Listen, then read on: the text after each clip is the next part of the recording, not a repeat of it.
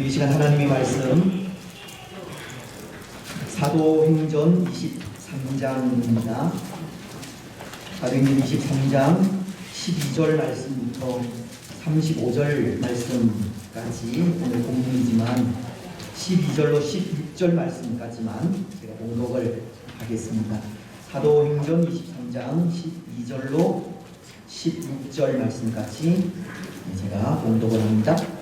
날이 새매 유대인들이 방을 지어 맹세하되 바울을 죽이기 전에는 먹지도 아니하고 마시지도 아니하겠다 하고 이같이 동맹한 자가 40여 명이더라.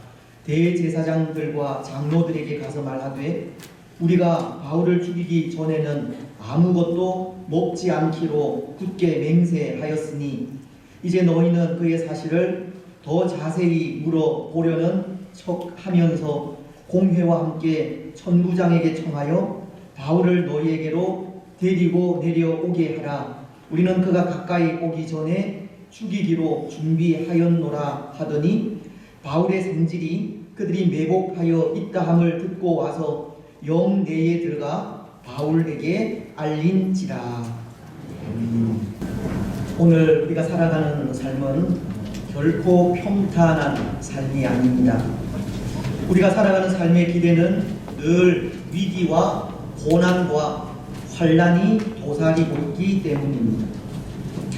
비록 믿음을 가지고 살아간다 할지라도, 그래서 그 믿음으로 위기와 고난과 환난을 극복해 가고 있다 할지라도 우리 사는 삶의 길에는 마치도 이 벼랑 끝과도 같은 상황들이 매번 놓여 있는 겁니다. 예를 든다면 우리가 계속 생각하고 있는 바울이 그런 것 같습니다. 바울은 이 초대 교회에 없어서는 안 될 참 중요한 인물로 당시 베드로와 함께 교회를 대표한 큰 산맥과도 같은 사람이었습니다. 비록 그가 유대교 바리새인의 아들로서 집사인 스데반의 죽음을 사주하고 그리스도인들을 박해한 일에 앞장서기는 하였지만 그는 다메섹 도상에서 빛으로 찾아오신 예수님을 만난 이후 예수님만을 자랑하고 예수님만을 증거하던 위대한 전도자이기도 합니다. 그는 갈라디아서 6장 14절을 통해 이런 고백을 하는데요. 그러나 내게는 우리 주 그리스도의 십자가 외에 결코 자랑할 것이 없으니 그리스도로 말미암아 세상이 나를 대하여 십자가에 못 박히고 내가 또한 세상을 대하여 그러하니라. 바울은 예수님을 만난 후 예수 그리스도의 십자가 외에 결코 자랑할 것이 없다고 예수님만을 자랑하고 예수님만을 증거한 전도자가 된 것입니다. 또 그는 수많은 이 영적인 체험을 하기도 하였습니다. 그는 하늘의 상층천을 보았기 때문입니다. 고린도전서 12장은 그 일에 대해서 2절로 4절을 통해 이렇게 말씀을 하십니다. 내가 그리스도 안에 있는 한 사람을 아노니 그는 14년 전에 셋째 하늘에 이끌려 간 자라. 그가 몸 안에 있었는지 몸 밖에 있었는지 나는 모르거니와 하나님은 아시느니라. 내가 이런 사람을 아노니 그가 몸 안에 있었는지 몸 밖에 있었는지 나는 모르거니와 하나님은 아시느니라. 그가 낙원으로 이끌려가서 말로 표현할 수 없는 말을 들었으니 사람이 가히 이르지 못할 말이로다. 바울은 환상 중에 하나님의 나라를 체험한 영적인 사람이기도 하다는 겁니다. 뿐만 아니라 바울은 그가 가진 이 영적 통찰력으로 수많은 고난을 이기기도 하였습니다. 우리가 이후에도 생각을 하겠지만 사도행전 27장을 보면 그는 죄수의 몸으로 배를 타고 로마로 압송되어 가는 상황을 맞이하게 되는데요. 그가 탄 배가 바다 한가운데에서 무려 14일 동안이나 이 폭풍 위에 시달린 적이 있습니다. 14일이라고 한다면 아마도 생존할 가능성이 거의 없다고 보아야 합니다. 그래서 그 큰 폭풍 위에 이 선원들조차도 배를 포기하고 이 작은 배, 거룻배를 타고 도망하려고까지 하였습니다. 그런데 그때 바울은 하나님의 음성을 듣게 되고 사람들 앞에 이런 말을 합니다. 사도행전 27장 22절로 25절 말씀입니다. 내가 너희를 권하노니 이제는 안심하라. 너희 중 아무도 생명에는 아무런 손상이 없겠고 오직 배뿐이리라. 내가 속한 바 곧 내가 섬기는 하나님의 사자가 어젯밤에 내 곁에 서서 말하되 바울아 두려워하지 말라. 네가 가이사 앞에 서야 하겠고 또 하나님께서 너와 함께 하게 하는 자를 다 내게 주셨다 하였으니 그러므로 여러분이여 안심하라. 나는 내게 말씀하신 그대로 되리라고 하나님을 믿노라. 이 영적인 통찰력을 가진 바울은 죽음의 위기 속에서 두려워하지 말라고 하시는 하나님의 음성을 들었고 그 음성에 죽음의 공포에 떨고 있는 사람들 앞에 안심하라고 하는 말을 외친 겁니다. 바울은 죽음의 위기까지도 두려워하지 않은 믿음의 거장이었다는 겁니다. 그렇습니다. 바울은 초대교회 베드로와 함께 교회를 대표한 양대 산맥이었고 수많은 영혼들을 주께로 인도한 위대한 전도자이었으며 여러 번의 영적인 체험으로 죽음까지도 두려워하지 않던 믿음의 거장이었습니다. 여러분, 그렇다면 바울의 이런 모습을 바라보면서 우리가 생각할 수 있는 것이 있습니다.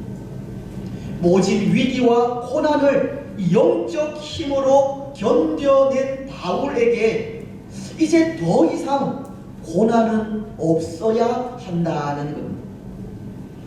믿음으로 죽음까지도 견뎌낸 그에게 하나님은 평탄한 길을 열어주셔야 하고 오늘 우리들이 하는 말로 바울은 정말 이 꽃길만을 걸어야 한다는 겁니다. 그렇지 않습니까? 바울은 십자가를 지신 예수님만을 사랑하고 예수님을 위해 온갖 고난과 아픔을 참고 견뎠기에 그의 앞길에는 이 도우시는 하나님의 손길이 항상 함께 해야 한다는 겁니다. 때로 성경도 그렇게 말씀하시기 때문입니다. 시편 140편 12절은 내가 알거니와 여호와는 고난당하는 자를 변호해 주시며 궁핍한 자에게 정의를 베푸시리이다. 또 이사야서 26장 7절은 의인의 길은 정직하며 정직하신 주께서 의인의 첩경을 평탄하게 하시도다. 하나님은 예수님을 위해 고난당하고 정직하게 의인의 길을 걸어간 바울에게 이 평탄한 길을 열어주셔야 하는 겁니다. 하지만 현실은 그렇지가 않았습니다. 바울에게는 더 큰 환난이 기다리고 있었고 더 많은 위기가 그의 앞길을 막고 있었기 때문입니다. 종국에는 예수님 때문에 참수형을 당하기도 합니다. 주의 교회를 위하여 참 많이도 수고한 바울이 형통함이 아니라 순교를 당하기까지 한 겁니다. 여러분, 무엇을 의미하겠습니까? 주의 교회를 위해 무더기도 수고한 바울이 형통함과 평탄함이 아니라 순교를 당했다면 이것은 무엇을 말하는 것이겠습니까? 우리가 살아가는 삶은 결코 평탄한 삶이 아니라는 것을 가르치는 겁니다. 누구나가 이 세상에서는 위기와 고난을 당한다는 겁니다. 아무리 믿음이 좋은 사람이라도, 그래서 믿음으로 위기와 고난을 이겨낸 사람이라도 또다시 그 앞길에는 이 벼랑 끝과도 같은 상황들이 놓일 수 있다는 겁니다. 아니, 어쩌면 믿음 안에서 신실하게 살아가려는 사람들에게 더 큰 환난과 위기가 찾아올 수 있는 겁니다. 그들을 향한 사단의 공격은 끊임없이 이어질 것이기 때문입니다. 여러분, 오늘 우리가 읽은 말씀도 그것을 보여주고 있는 말씀입니다. 바울이라고 하는 믿음의 거장 앞에 또 한 번 위기가 찾아온 것을 보여주고 있다는 것. 영적인 통찰력으로 수많은 위기와 고난을 이겨낸 바울에게 또 한 번 이 벼락 끝과도 같은 위기가 찾아오게 됩니다. 오늘 12절은 그 위기를 이렇게 설명을 하고 있는데요. 날이 새매 유대인들이 당을 지어 맹세하되 바울을 죽이기 전에는 먹지도 아니하고 마시지도 아니하겠다 하고, 유대인들 중에 이 바울을 죽이려고 하는 암살 특공대가 생기게 되었다는 것. 죽은 자의 소망과 부활을 전한 바울의 말에 바리새인들과 사두개인들이 충돌하여 소요가 일어나자 로마 군대의 백부장은 바울을 구하기 위해 그를 군 진영으로 이끌어 목숨은 건지게 되지만, 이 유대인들 중에는 바울을 죽이기 전에는 먹지도 않고 마시지도 않겠다는 이 결사대가 생기게 된 것입니다. 더군다나 오늘 13절은 이렇게 말씀을 하시는데요. 이같이 동맹한 자가 40여 명이더라. 무려 40명이 넘는 자객들이 이 바울을 죽이기로 맹세하고 그 일에 동참하게 되었습니다. 그리고는 오매불망 이 바울이 군대의 진영 밖으로 나오기만을 기다리고 있는 겁니다.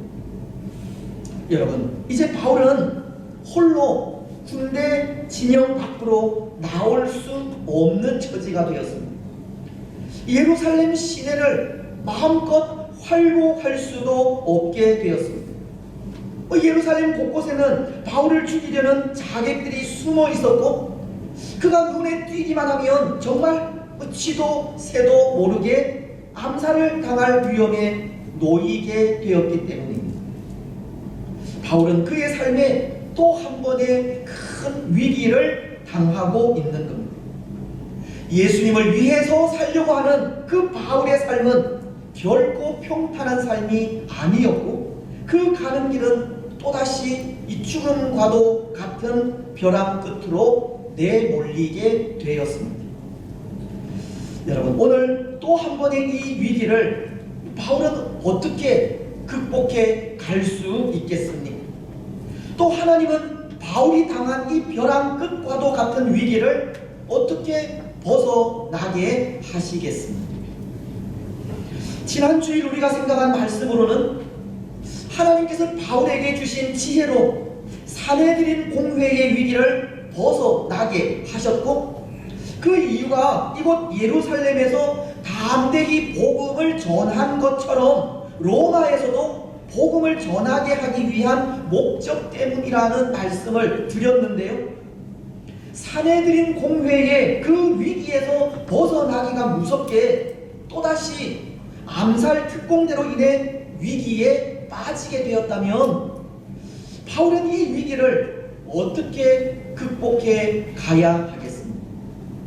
또 하나님은 이 상황을 어떻게 이용하시고 어떤 방법으로 바울을 구원하시겠습니까? 사실 오늘 이 상황도 하나님의 특별하신 은혜와 손길이 필요한 상황입니다. 그렇지 않습니까?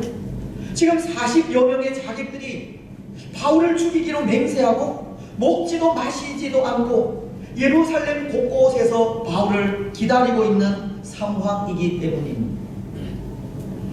저는 생각에 이들 40여 명의 자객을 바울 되기 전에 사울이라 말하고 싶은데요, 지금 이들은 바울이 사울이었을 때 참 집요하게 그리스도인들을 찾아다닌 모습과 흡사하기 때문입니다.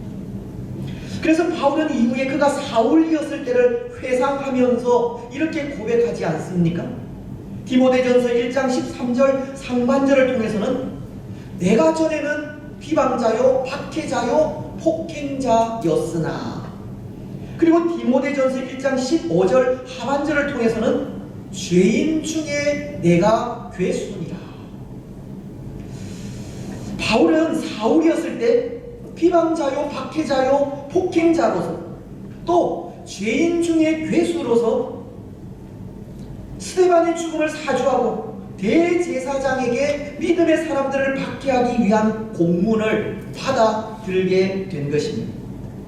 오늘 바울을 죽이려고 하는 사람들도 그렇다는 겁니다. 이들도 오늘 14절을 통해 마치 바울과도 같은 말을 하고 있기 때문입니다.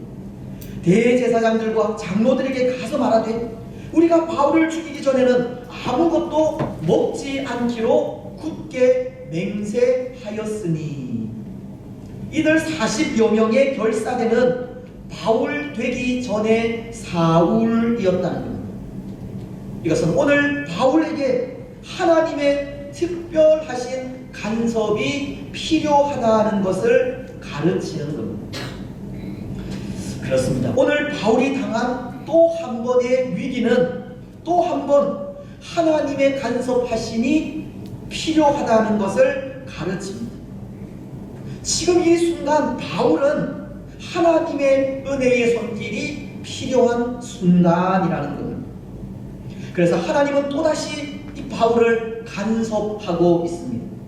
오늘 16절로 22절이 그것을 말씀하고 있는데요, 이 바울은 자신을 죽이려는 결사대가 생겼다는 사실을 그의 조카로부터 전해 듣고는 이 사실을 로마 군대의 천부장에게 알리게 하기 때문입니다.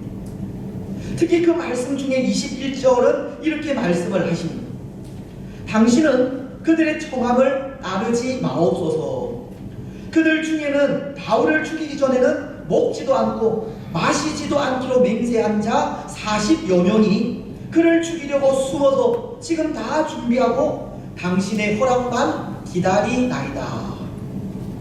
지금 바울의 조카는 로마 천부장에게 혹 유대인들이 바울을 내어달라고 요청하면 그 청을 들어주지 말라고 하는 부탁을 하고 있는 겁니다.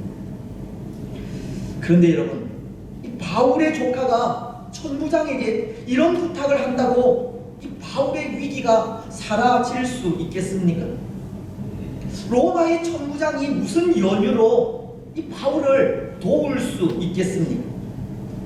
사실 로마 군대의 천부장은 유대인들이 원하는 대로 바울을 유대인들에게 내어줄 수도 있습니다.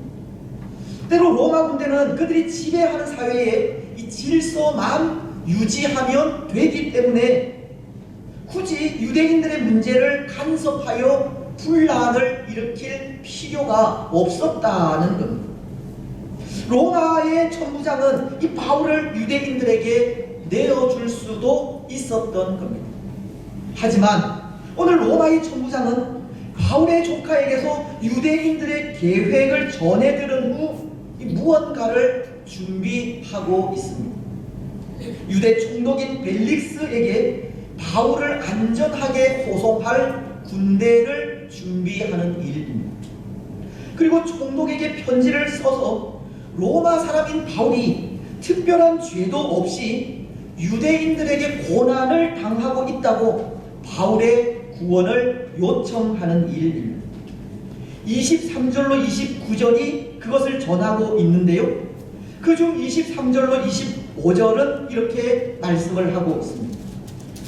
백부장 둘을 불러 이르되 밤 제3시에 가이사랴까지 갈 보병 200명과 기병 70명과 창병 200명을 준비하라 하고, 또 바울을 태워 총독 벨릭스에게로 무사히 보내기 위하여 짐승을 준비하라 명하여 또 이 아래와 같이 편지하여 일렀으되, 로마의 천부장은 유대인들의 위협으로부터 바울을 안전하게 보호하기 위해 군대를 준비시키고 총독에게 편지로서 그의 구원을 요청한 것입니다.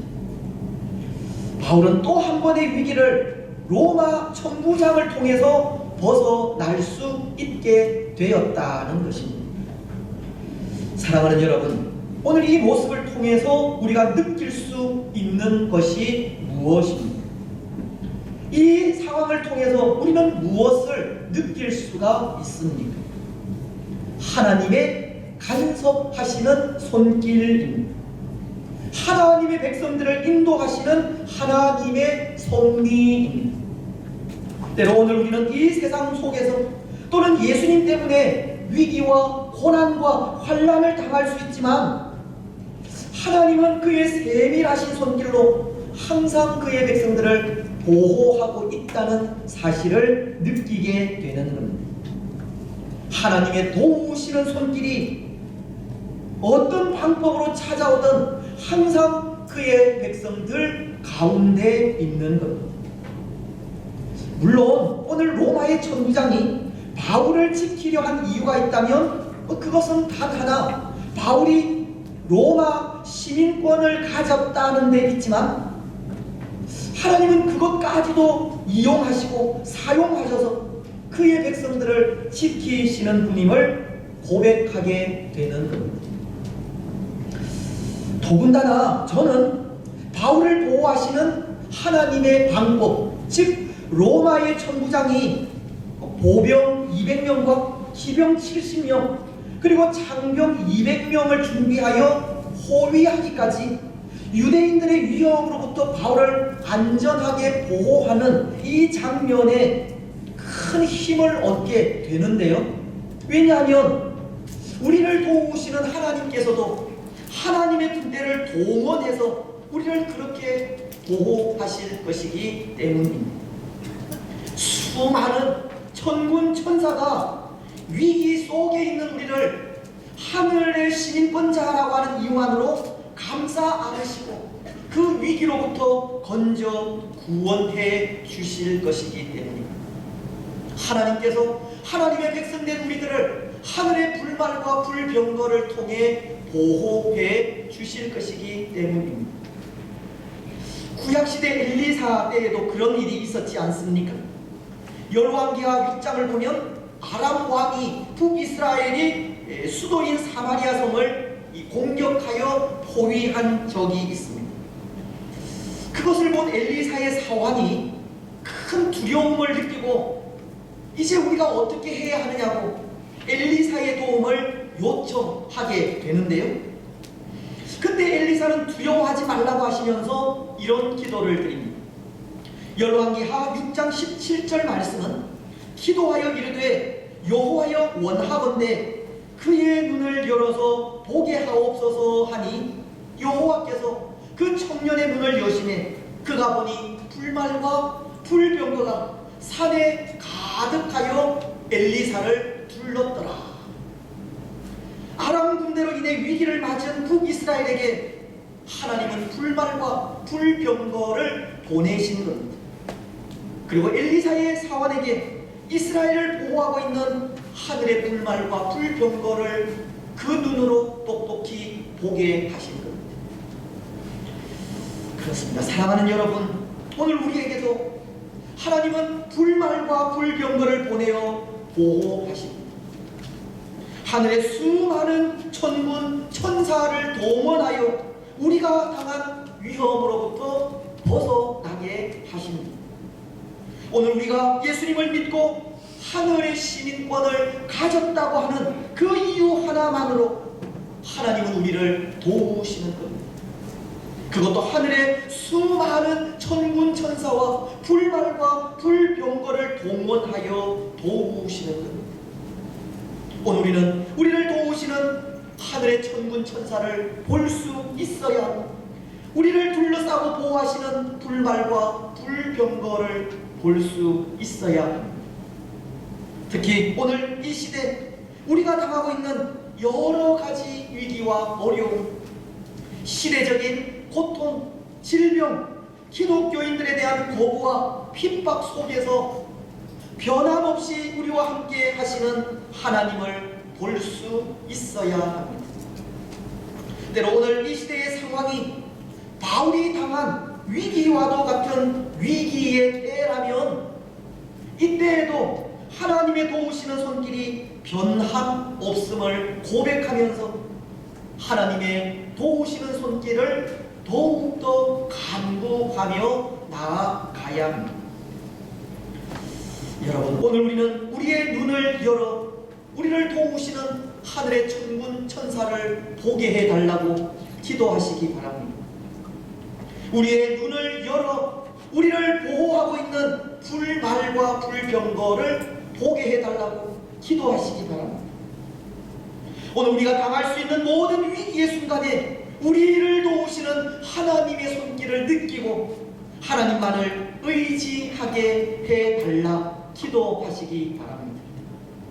그리고 지금도 성령님께서 우리를 도우시기 위해 우리와 함께 있음을 고백하면서 성령님만을 의지하시기 바랍니다. 마태복음은 28장 20절을 통해 이렇게 말씀하시지 않습니까? 볼지어다 내가 세상 끝날까지 너희와 항상 함께 있으리라. 그렇습니다. 예수님은 영으로서 지금도 우리와 함께 계십니다. 하나님은 하늘의 천군 천사로 우리를 도우시고 불말과 불병거로 우리를 보호하십니다. 오늘 우리는 우리를 도우시는 하나님의 손길을 기억하면서 늘 항상 담대하시기 바랍니다. 세상 끝날까지 우리와 함께 하시는 예수님으로 인해 그 어떤 것도, 그 어떤 상황도 두려워하지 마시기 바랍니다. 모든 상황, 모든 방법을 동원하여 위기에서 벗어나게 하시는 성령님으로 인해 마음의 평안을 누리시기 바랍니다. 무엇보다도 우리를 위해 험한 십자가를 지시고 피 흘리시며 살 찢어주심으로 구원의 은총을 베풀어 주신 예수님을 굳게 믿고 예수님과 늘 동행하는 삶을 사시기 바랍니다. 이제 말씀을 맺겠습니다. 사랑하는 여러분, 오늘 우리가 살아가는 이 삶의 길에는 항상 위기와 고난과 환난이 있습니다. 하지만 그 위기와 고난과 환난 속에 도우시는 하나님의 손길도 항상 우리와 함께 있습니다. 특히 하나님은 우리가 당하는 위기의 순간마다 하늘의 천군 천사를 동원하여 우리를 도우시고 하늘의 불말과 불병거를 보내어 우리를 보호하십니다. 성령으로 임재하셔서 세상 끝날까지 우리와 동행하십니다. 오늘 우리는 우리를 도우시는 하나님의 이 손길을 기억하면서 끝까지 변함 없이 의지하시기 바랍니다. 그래서 하나님의 도우시는 손길로 인해 비록 우리의 삶이 벼랑 끝과도 같은 삶이라 할지라도 담대한 삶, 평안한 삶, 예수님과 동행하며 살아가는 복된 삶을 살아가시기를 주님의 이름으로 축복합니다.